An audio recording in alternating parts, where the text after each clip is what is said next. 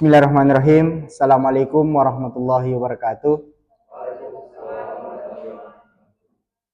Puji syukur kita panjatkan kehadirat Allah Subhanahu wa taala, Tuhan yang Maha Esa, karena masih sempat kita hadir di tempat ini dalam keadaan sehat dan diberikan kesempatan untuk bisa bertemu pada hari ini untuk membahas materi mengenai langkah awal menuju generasi emas di tahun 2045 melalui transformasi remaja.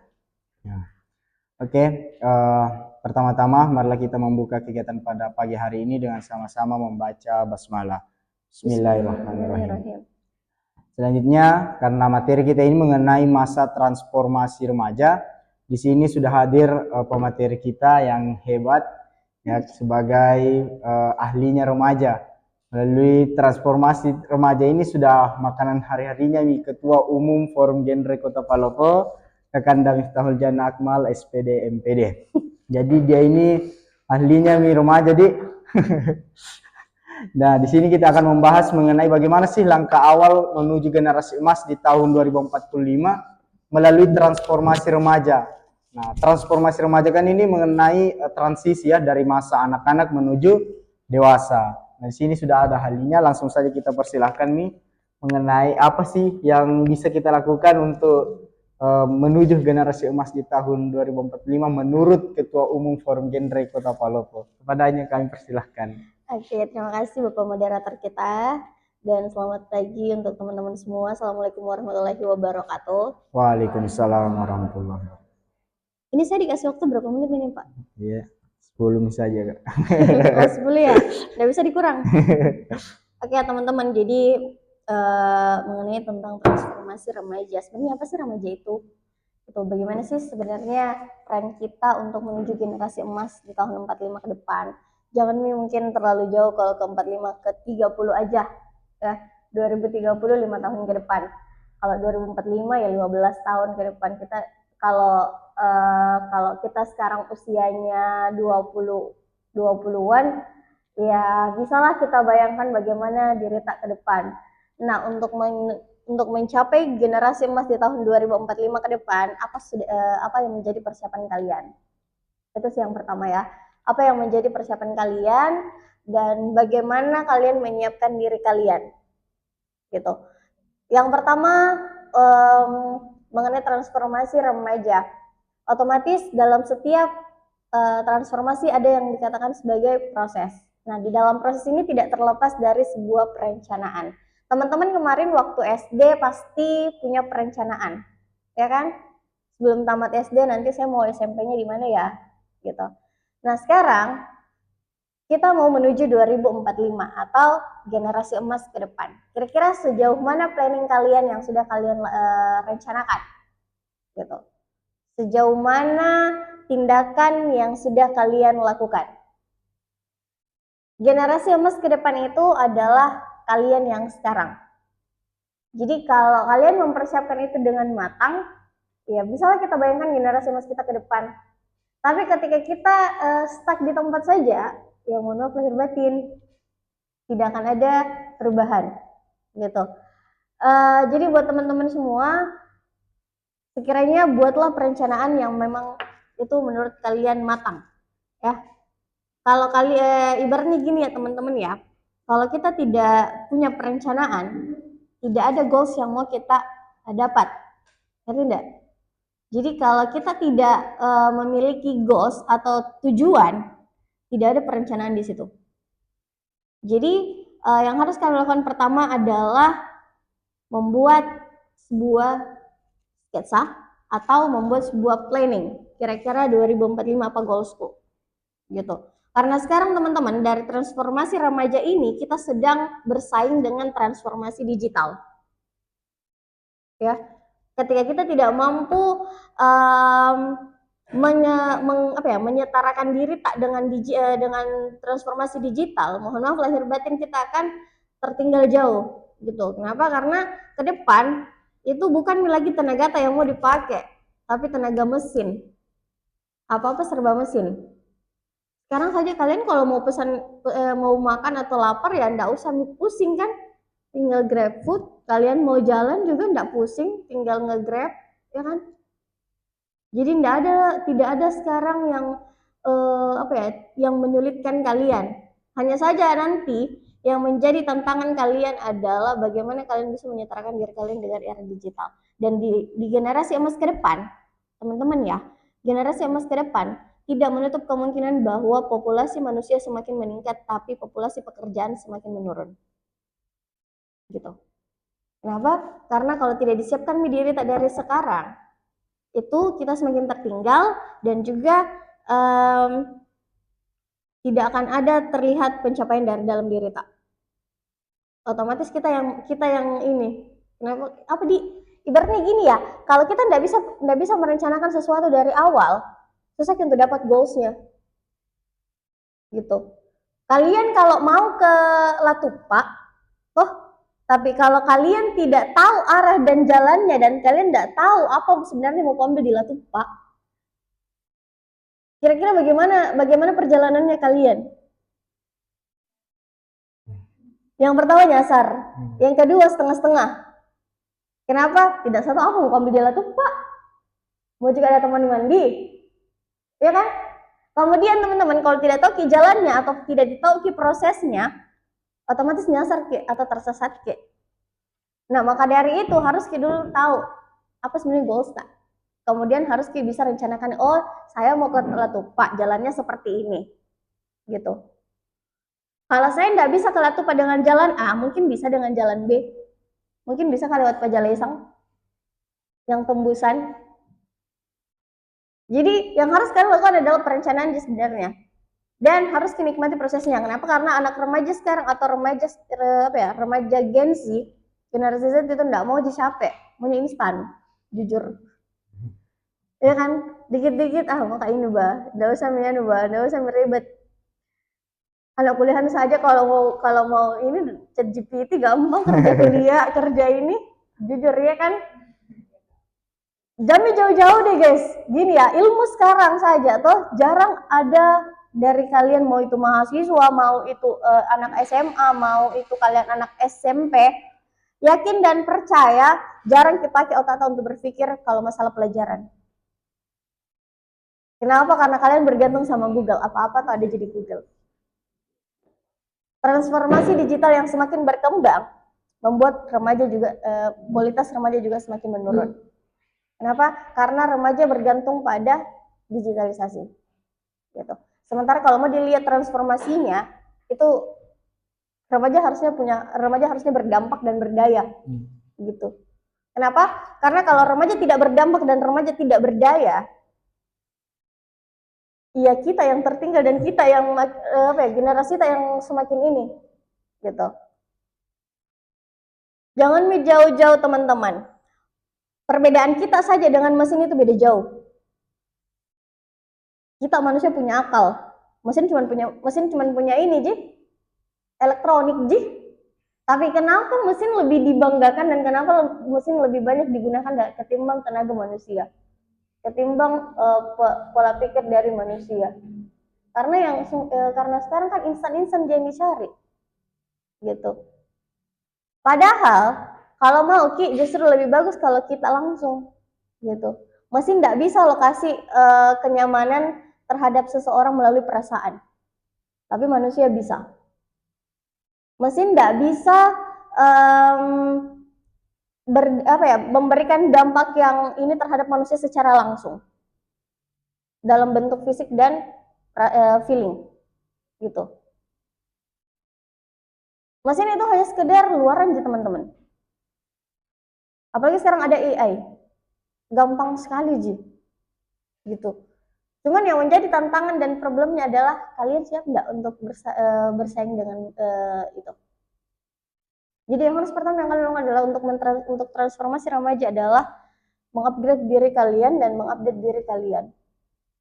Kalau kalian nggak bisa update dirinya, nggak bisa upgrade dirinya, ya ketinggalan. Clear and jam maki. Jami berharap lebih gitu. It's okay? Okay. Kayaknya lebih dari cukup nih. Iya. Okay. Saya kembalikan ke moderator. Jadi kalau kita mau menuju generasi emas ya kita mulai dari sekarang ya Kak? Banget. Iya. Jadi harus dari sekarang, kalau enggak dari sekarang ya besok-besok juga. Iya. Bertambah juga tahunnya. Oke, mengenai materi tadi kira-kira ada yang menarik yang mau kita tanyakan? Oke, saya buka 2 saja penanya. Udah kita waktu. Oke, boleh silakan. Jadi ini sesuai dengan pengalaman. Iya. Kan sekarang itu lagi masa-masa ujian. Dari situ kan lagi tertulis seperti kertas. Nah, itu kan disuruh kumpul HP, tapi sebagian orang yang tidak mengumpulkan HP itu lihat jawabannya di HP. Nah, di situ mereka menggunakan berbagai aplikasi, berbagai metode-metode lainnya untuk melihat jawabannya. Nah, bagaimana kan tanggapannya atau tindakannya agar mereka sadar bahwa lebih pentingnya itu belajar dan mendapatkan ilmunya sendiri di buku daripada di HP. Ini salah satu tantangan ya Kak. Tantangan banget, tantangan banget. Oke, kita tampung dulu atau? Silakan ditampung dulu. Oke, tampung dulu. Oke, satu lagi siapa? Ya, silakan. Baiklah, terima kasih atas kesempatannya. Gimana sih Kak cara meningkatkan kualitas generasi sekarang untuk generasi kedepannya? Ditambah dengan adanya dampak digital yang negatif Kak. Oke, jadi hampir 11-12 lah 11-12, mengenai iya, transformasi digital juga. Oke, saya menjawab nggak? Boleh. Oke, silakan. Oke, kita ke Hilya dulu ya. Oke. Jadi sebenarnya saya selalu bilang ya teman-teman ya, kenapa kalian harus bergantung dengan teknologi sih? Gitu. Sementara kalian punya otak untuk berpikir. Kalian harus berpikir kritis dan kalian harus bisa berpikir kreatif. Gitu. Tapi banyak orang yang tidak aware atau tidak sadar bahwa dia memiliki kemampuan itu. Gitu. Kenapa anak-anak di Indonesia itu IQ-nya menurun? Karena terlalu bergantung sama digitalisasi gitu. Untuk menjawab tantangan ini sebenarnya adalah awareness untuk diri sendiri, kesadaran dari diri sendiri. Mau sampai kapan? Mau sampai kapan kita harus bergantung dengan dunia Google? Mau sampai kapan kita harus bergantung dengan Meta? Gitu. Sementara teman-teman, kalau kita mampu untuk berpikir kritis ataupun berpikir kreatif atau berpikir di luar out of the box, itu bisa lebih menjamin bahwa oh ternyata seperti ini loh, gitu. Kenapa kita tidak menggunakan logika dan akal pikiran tak sendiri, gitu. Jadi kalau untuk menjawab tantangan ini adalah awareness untuk diri sendiri, gitu.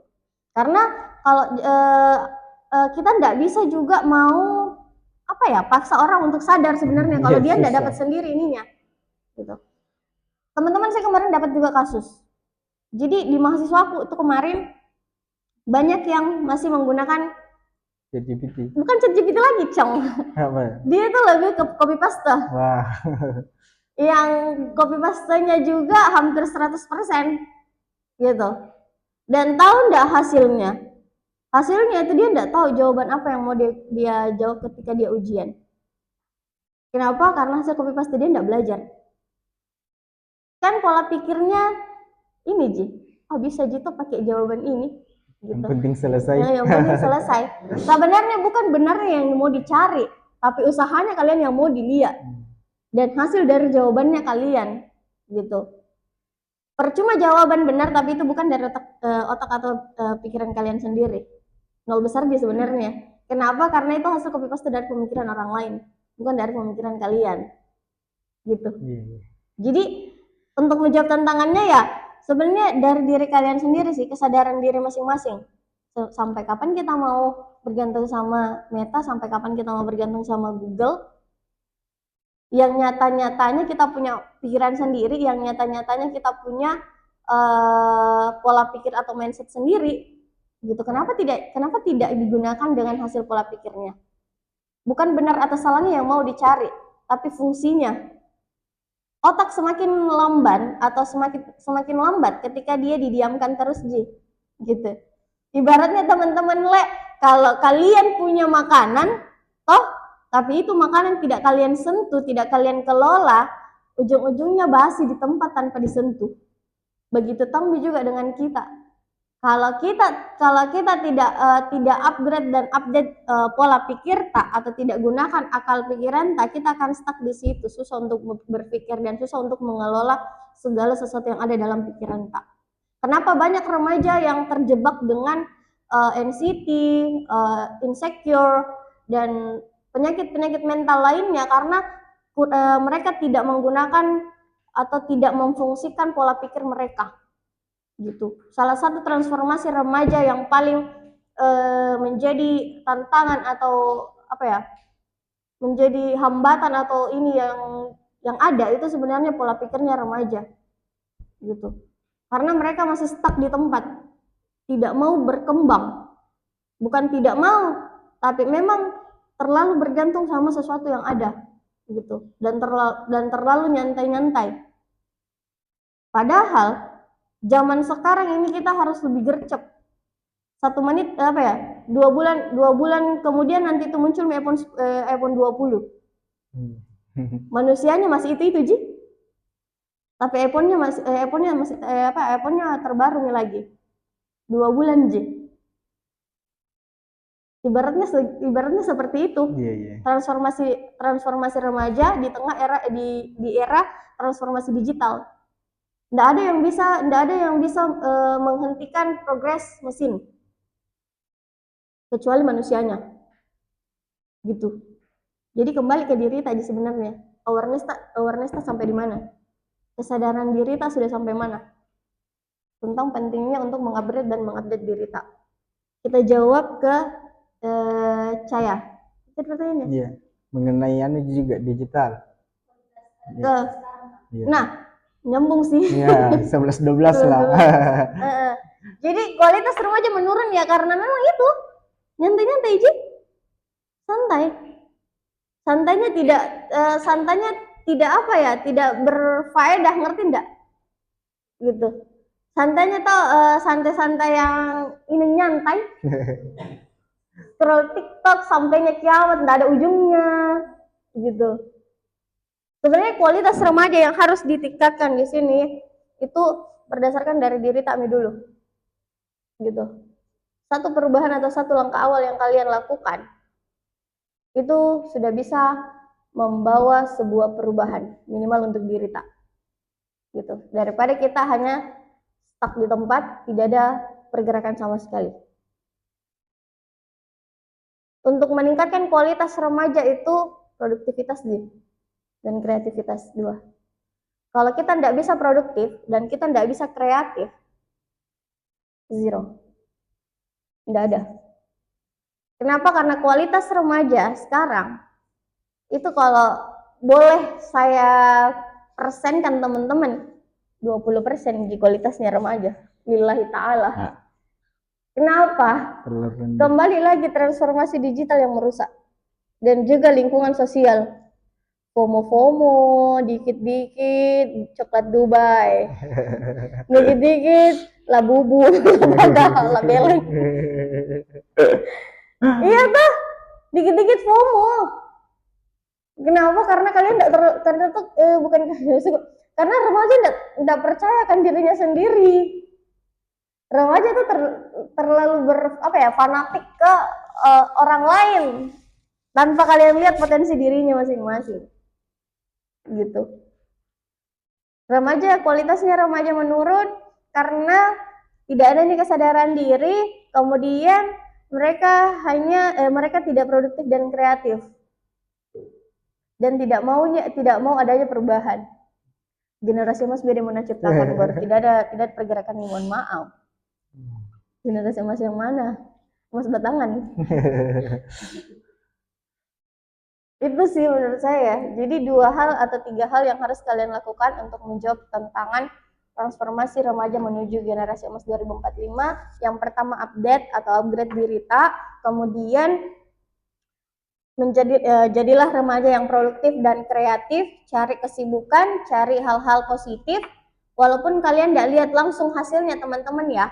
Walaupun contoh dikit aja, di Forgen saja, atau masuk di Forgen, atau mungkin banyak atau sebagian orang bilang kayaknya tidak ada benefit yang didapat, gitu toh.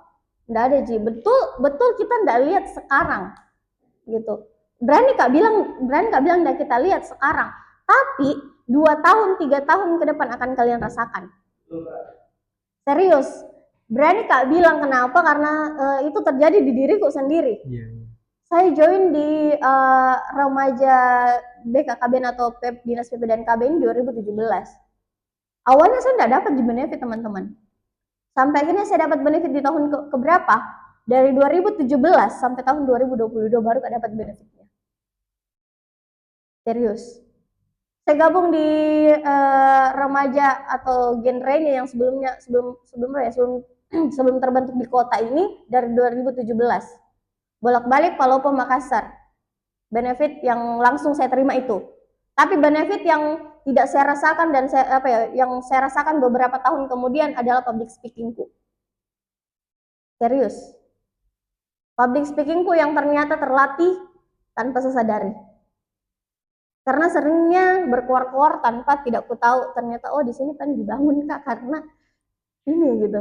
Ternyata ada benefit jangka panjang yang ku dapat walaupun tidak ku sadari. Jadi buat teman-teman jangan mau takut untuk berproses sebenarnya, gitu. Walaupun mungkin tidak kita tahu benefit apa yang nanti akan yang menjadi benefit tak ke depan, tapi yakin dan percaya akan ada perubahan dalam diri tak. Minimal kesadaran diri dulu, minimal sekali dulu. Mulai dari diri sendiri dulu, gitu. Itu sih menurutku guys. Saya kembalikan nih. Bagaimana? Jelas? Masih ada waktu. Mas R yang mau bertanya? Tidak mau bertanya ini. Ada yang mau bertanya? Nothing. Bolehlah kita buka satu orang lagi. Ayo. Kan zaman sekarang tuh kayak semua remaja kayak bodo amat, kepentingan yang instan gitu.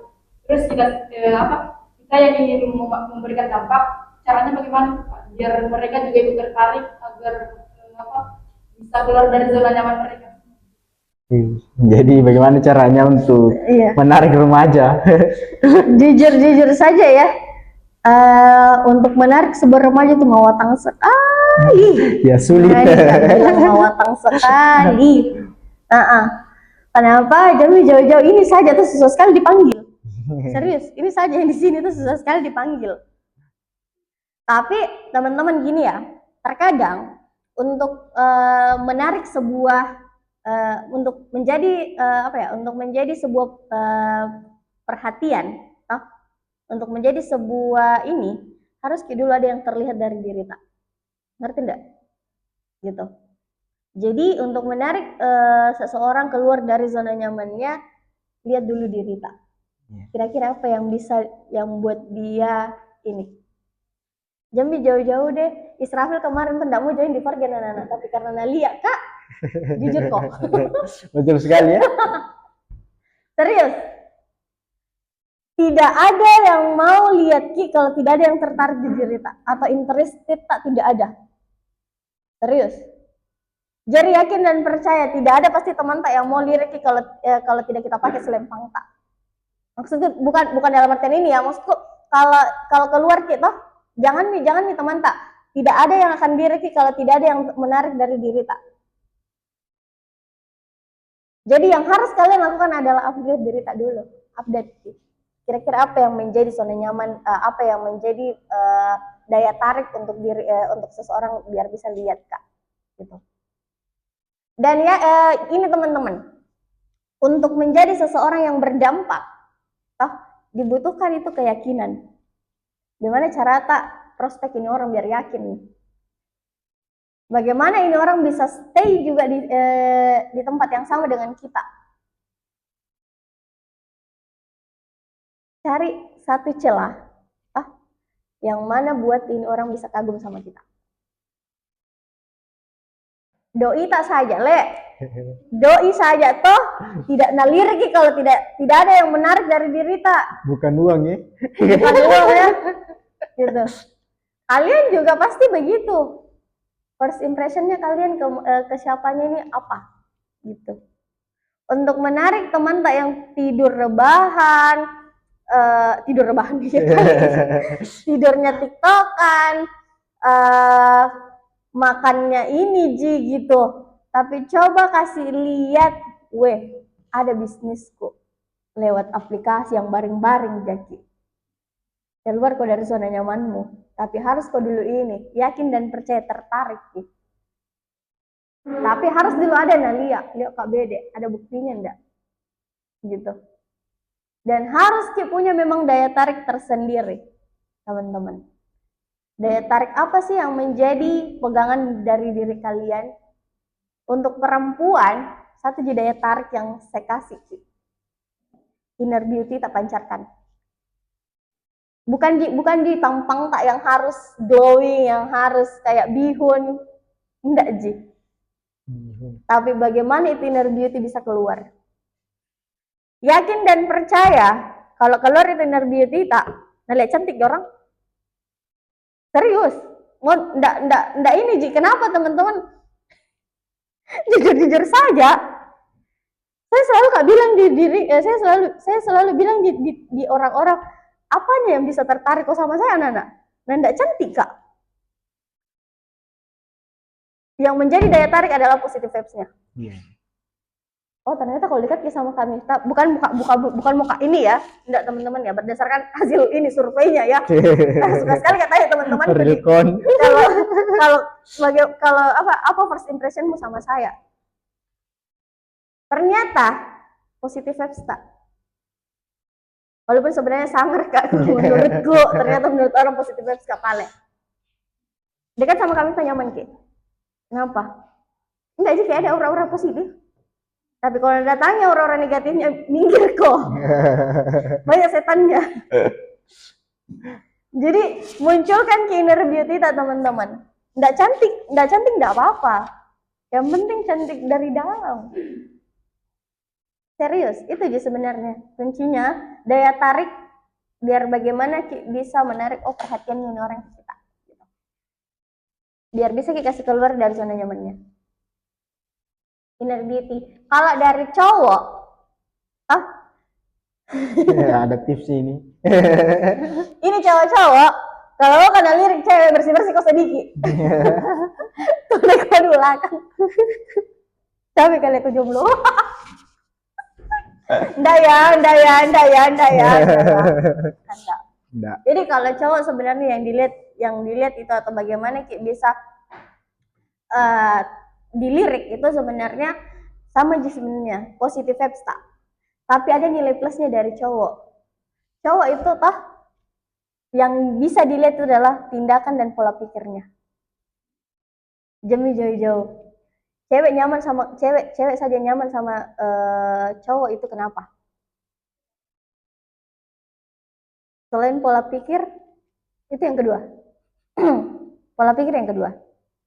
Yang pertama adalah acts of service-nya. Tindakan dan perlakuannya. Kalau jelek first impression dengan tindakan dan perlakuan yakin dan percaya tidak akan muncul itu positive vibes tak. Yang ada tuh apa sih? Iya, apa sih? Iya. Masih gitu tuh? Iya. Jadi yang harus pertama yang kalian ini adalah service-nya kalian. Gitu. Bagaimana tindakan kalian atau perlakuan kalian yang mana itu mengundang dari pola pikir kalian atau mindset kalian, wawasannya kalian. Karena cowok dia itu prinsipnya satu aja teman-teman, luas kawasan, luas wawasan juga. Semakin luas sih kawasannya, luas juga wawasannya. Ngerti enggak? Jadi semakin banyak teman atau banyak tempat yang lingkungan dia, semakin banyak juga ilmu yang dia dapat. Itu cowok. Kalau cewek sama Ji. Bedanya cewek itu lebih banyak circle-nya daripada cowok. Karena kalau cewek itu biar satu kawasan, ada juga circle di dalamnya. Iya. Ada lagi kubu lain. Itu bedanya cowok dengan cewek. Jadi sama-sama Ji sebenarnya positive vibes yang harus ditingkatkan, namun cowok lebih ke perlakuan dan ilmunya. Oke. Jelas enggak? Oke, jadi semuanya ini tergantung dari diri sendiri. Back to diri sendiri aja. Jadi bagaimana kita mau kasih tertarik orang kalau diri tak saja yang begini? Ya, karena ini memang pengalaman, ya betul yang Nabi bilang tadi kami saya di sini bertahan juga karena ada beliau dan luar biasa banyak pengalaman yang saya dapatkan dan ini juga terjadi sama diriku. Banyak orang yang lihat Kak untuk mau masuk Forjen. Karena kemarin saya sampaikan bahwa saya itu sudah 2 kali ke provinsi wakili Palopo untuk terima materi. Dia bilang apa benefit yang kau dapat? Saya tanya ini semua mengenai banyak teman, banyak relasi. Intinya kita bertemu dengan beberapa orang yang tidak pernah terbayangkan kita akan ketemu di hidup tak. Saya kemarin 24 kabupaten kota ketemu di Makassar itu wakili Palopo 2 kali. Nah itu semua yang bikin tertarik ya. Oh bagus dia bilang ya. Alhamdulillah itulah yang saya dapatkan di sini. Dan di sini juga sedikit saya belajar bagaimana sih berbicara itu di depan umum. Kayak sekarang ini sementara masih proses belajar. Jadi teman-teman juga masih bagaimana caranya saya bisa kasih mereka pengaruh. Nah, kayaknya saya kasih peluang, saya kasih ruang bagaimana teman-teman semua ini bisa berubah. Nah, alhamdulillah di Forum Genre sekarang sementara proses pembangunan SDM juga dan kita sudah siapkan peluangnya, kita siapkan ruangnya. Jadi kalian mami kalau mau bertahan ya silahkan, kalau kalian mau berubah silahkan, kami tetap terbuka ya.